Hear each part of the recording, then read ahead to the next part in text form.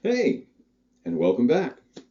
So, about a year ago, needed to replace a bread knife that we had had for a little over 25 years. We had gotten it as a wedding present, and it wasn't a particularly expensive knife. And so, wanted to get a new one, and I wanted to try and get one that I thought was a little bit better, a little bit higher quality, something that would hopefully hold up a little longer, last a little longer. And while I did that, I also purchased a paring knife from the same company, Dexter Russell. And I wanted to give you, after having had it for about a year, a bit of an update on what we've found with the paring knives, since I have direct comparison with some of the German knives that we've had for a long time, and the bread knife. And also throw in there a few suggestions on what I think you might want to consider if you are in the market for some knives for your kitchen and for life in general. Let me show you a couple of things to begin with here.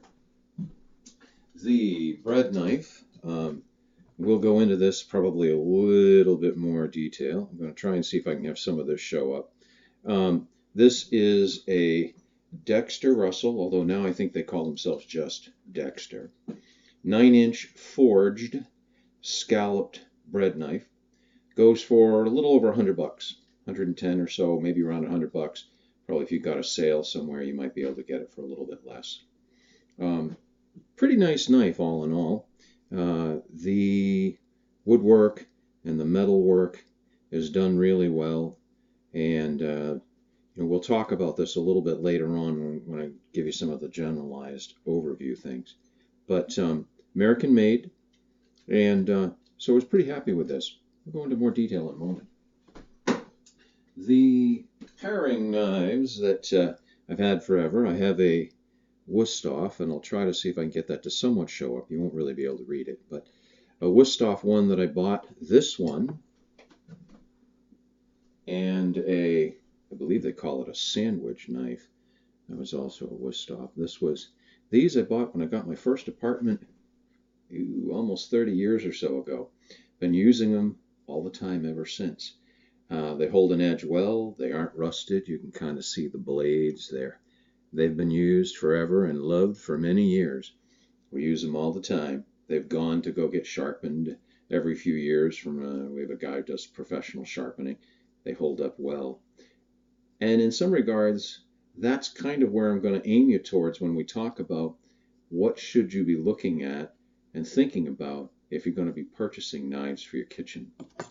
This is the Dexter knife that we got. That was a paring knife. This is a 3.5 also, and it's called a Forged Connoisseur. That's this sort of model with the wood scales and the handle of the blade that goes through the back. And one more, just for chuckles. This one was from a few years ago when they still called themselves Dexter Russell. You probably won't be able to read that so much on this. This is a version of it that they call Sandy Safe. A less expensive knife that is designed to just be sort of used and probably, touched up on a sharpening steel, but not really, you don't really worry about this so much. This is a commercial kind of thing that you would have in a kitchen. Has this big plastic handle that actually, if your hands get wet, it has a bit of grip on it or texture on it, if I can try and get to see that. And so if your hands get wet, this works pretty well. These, you can get like a 2-pack of this for 15, 16 bucks. The metal on it is a little bit different. I'll go into that a little bit. This doesn't specifically tell you what it is. It's a stainless steel. To be honest, it holds a edge just fine, cuts well. There's no issue with it. My wife actually likes this one quite a bit. So just as a comparison to kind of throw it in there. So overview, big picture. The two companies we're primarily going to be talking about today are Wusthof and Dexter. Have a few notes, like I always do. So the Wusthof, or sometimes the ones that we're looking at here are the Classic. Sometimes Trident, a Trident is their corporate emblem of sorts, and so sometimes it's called Wusthof Trident. It's a family-owned company for about 7 generations, evidently. It's in, and I'm probably butchering the name, Solingen, Germany. And it's been for about 205 years. They started in 1814. Dexter Russell is an American company, and if you've watched a few of my videos, you know that I tend to like to buy American products just because I would just as soon support American workers. Has been around for about 201 years-ish. It was started in 1818, and it's out of Southbridge, Massachusetts. By the way, for what it's worth, Dexter Russell, although again now they more or less are just calling themselves Dexter, I'll try not to have to say that again, I won't say that a million times, is the largest maker of professional cutlery in the United States, and it's also the oldest maker of cutlery in the United States. So, kind of a cool gig. Let's take a look again in a little more detail at the Wusthof and the Dexter, give you a little bit of compare and contrast. So with these two, I'm going to try and show you the spines. The Wusthof is a bit of a thinner blade. It may not come up so well on that. So there is some flex to it, which is really in large part one of the main differences that you're going to see between the two. The blade length is about the same. They're shaped very similar. This one comes to a bit more of a narrow point. This one's a little perhaps shorter in some regards. Let me think. One thing that I do notice a difference between the two, which I actually like, is the beak. Jokingly, that is sometimes referred to as like a bird's head, and the little point on the end is called the beak. They almost all knives, if you get this kind with the forged and the riveted, has some form of a beak.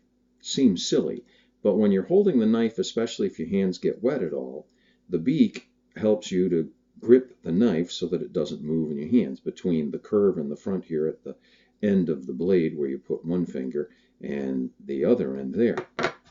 The beak on the Dexter Russell is more pointed and more pronounced. And it seems silly, doesn't it? A little tiny thing like that. But this knife, you can feel that grip so much better. And I kind of like that. This knife also is heavier in the handle. And this is one of the things that, to go off on a tangent a bit or to talk about, what I might recommend if you're looking at kitchen knives would be to consider the construction that they're made of and how they feel. Unfortunately, oftentimes nowadays, if you go to buy a kitchen knife, they're all hung up on a rack in a plastic bubble thing, and you can't really take them out of the plastic particularly. You can't hold them and get a certain sense of how they feel. And it is that sort of that tactile element in your hand that makes a big difference in terms of whether or not you think the knife is going to feel good. One of the things that I would urge you to consider, a larger chef knife, there's no way around it. The balance point is really quite forward. Let me show you.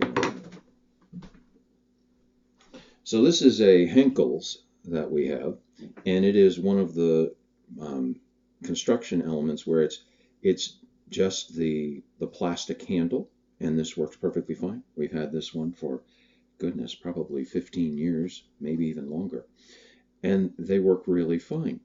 The balance point on this, though, on a knife like this, I can't balance it. It balances out in the blade, is where it balances, somewhere around there-ish. It's not bad. That is one of the things that's going to tell you about a decent knife.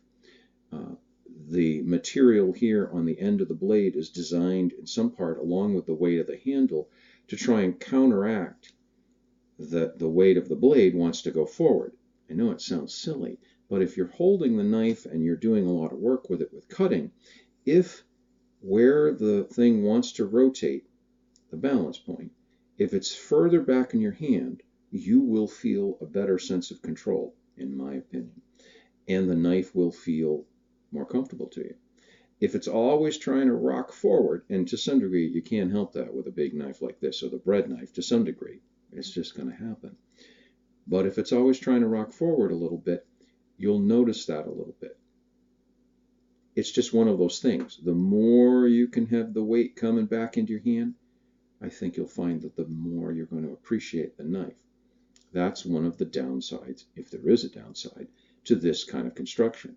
This type of knife versus one of the ones that has the forged like this and the brass rivets, this type of knife is much, much cheaper. Even within Dexter, you can get ones that don't have, they call these the forged. Whenever you look at the descriptions of them, this will be described as a forged, and it's meant to describe the fact that the tang of the knife goes all the way through the scales, and it's just one long extension of the blade. This is all one piece of metal. Not only does this require much more metal, because of course it goes all the way through the handle, it's more work because you have to rivet it and then do the polishing of the wood scales. All of these surfaces are perfectly smooth. It was assembled and then ground on a sanding and polishing wheel. And so all of this has to be handwork. Someone has to sit there and polish it. So these cost a lot, almost twice as much, relatively, as a knife that's made like this. These knives work perfectly fine. The steel on the blade is the same type of steel that the other ones is. The difference is how they feel. And I know a lot of times people will look at something like this and they'll think that you're just doing it for the aesthetics. Oh, look at the rivets, aren't they pretty? And doesn't it have a certain classic look? Because this was the way knives were made for many, many years. It's more than just the aesthetics. It's how the knife feels. You get a bigger knife. You know, this is another one of the Wusthoffs that we have. You get a larger knife, and even something like this, and the balance point on this is back here in the blade a little bit, or in the blade, excuse me, in the handle, rather than out in the blade. Now, you know, when we're talking compared to the Henkels, you're only talking about potentially a half an inch or an inch as far as the balance point. You might think, whoop-de-doo. It doesn't make or break the knife, but this knife feels like it sits in your hand, even though it's a pretty long blade. And part of that is because of all the extra material back here. This one actually has a bit more of a pronounced beak as well, so that you can get a good handle on this when you're chopping. I really like Wusthof stuff. Henkels is good. I don't know, I just sort of settled on Wusthof, and that's been what we've used over all the years. But if you're looking at generalized construction, and why would somebody, if you're new to this, why would somebody pay all the money to get this kind of construction? It's because of how it feels in your hand. It's not just the aesthetics. So getting back then to the paring knives. The classic Wusthof, like I said, this is about a 3.5 inch. This one is online when I was looking, was somewhere in the $60 to $70 range. Is a very good knife. I've had this one for, like I said, close to 30 years. They work great. A little bit thinner a spine, so you get some flexibility in the blade. The finishing on everything is going to be fine. Beak is a little bit less pronounced. But nonetheless, the balance point on this is, you know, further off into the handle here. And so it really feels good in the hand. You feel the weight in your hand. You feel good control. It's a comfortable knife to use. I definitely think that this one is really something I'd recommend. Having said that, after having used this for about a year, the spine on this is a little bit thicker, so this has very little flexibility in the blade. The balance point, same sort of thing, is out in the handle itself. It's not out on the blade. Shouldn't be for a smaller one like this, but especially with this type of construction, it feels really solid. This is heavier than this one. I don't know if that really matters, but you feel the weight of this one in your hand, not out on the blade. This cuts well. Came from the factory, you know, very well sharpened. The metal on all of these, I'm going to read this off here, on all of the German and the Dexter ones, except the Sani-Safe. The Sani-Safe one doesn't really tell you what the metal is, just kind of says that it's a high carbon stainless. It holds an edge fine and cuts fine. We've used it for years in residential use. So I don't know that I wouldn't tell you don't get one of these. The blade is very flexible. This is lightweight. It's an inexpensive knife with a reasonably decent blade that's designed to be sort of used and abused in a commercial situation. Not really worried about too much. In worst case scenario, it gets kind of dinged up or you get past where you want to keep bothering with it, you throw it away. That's why they're so cheap.